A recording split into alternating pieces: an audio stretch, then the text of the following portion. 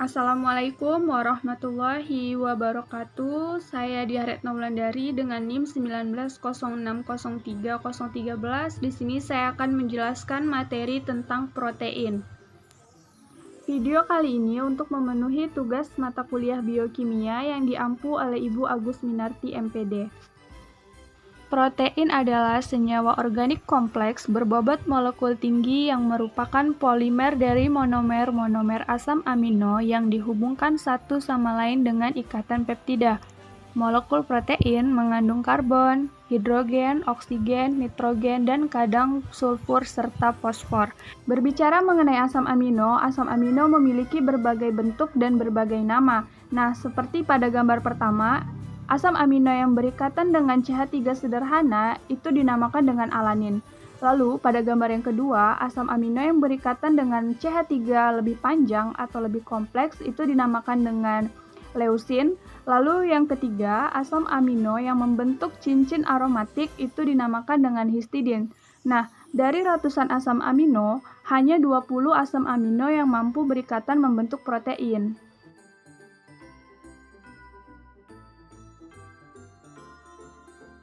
Proses terbentuknya protein atau yang kita kenal dengan sintesis protein memiliki dua tahapan. Tahapan yang pertama yaitu transkripsi, di mana mRNA terbentuk dari DNA, lalu tahapan kedua yaitu translasi, proses terbentuknya mRNA menjadi protein.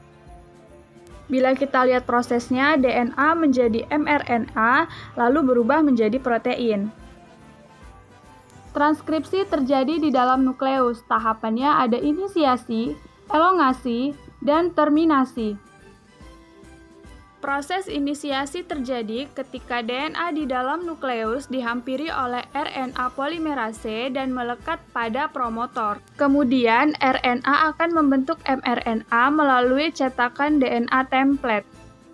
Pasangan DNA dan mRNA yang harus diingat adalah adenin dengan urasin, timin dengan adenin, guanin dengan sitosin, sitosin dengan guanin.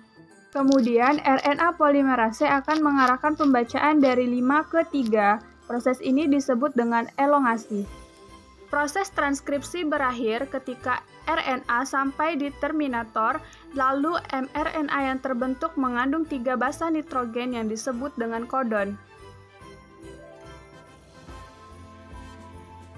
Perlu diingat, adenin dengan urasin, urasin dengan adenin, guanin dengan sitosin, sitosin dengan guanin.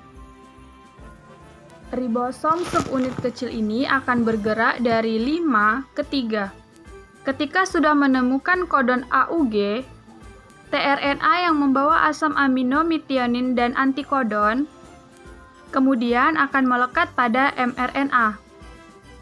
Selanjutnya, ribosom subunit besar akan mendekati ribosom subunit kecil dan akan melekat. Setelah kedua ribosom melekat pada mRNA, maka proses ini disebut dengan inisiasi. Ribosom besar memiliki 3 daerah, yaitu akseptor size, peptidyl size, dan exit size. Untuk mengetahui asam amino yang terbentuk dapat dilihat menggunakan tabel triplet kodon. Seperti GUA, maka akan terbentuk metionin. Kemudian asam amino yang baru ini akan memasuki daerah A, maka akan terbentuk ikatan di antara dua asam amino pada daerah P. Pada saat itu ribosom akan berpindah ke triplet kodon lain yang ada di mRNA. Kemudian, tRNA yang telah melepaskan asam amino berada di daerah E akan keluar meninggalkan mRNA. Dan daerah A akan siap ditempati oleh asam amino yang baru. Siklus ini akan terus berulang sampai tahap terminasi.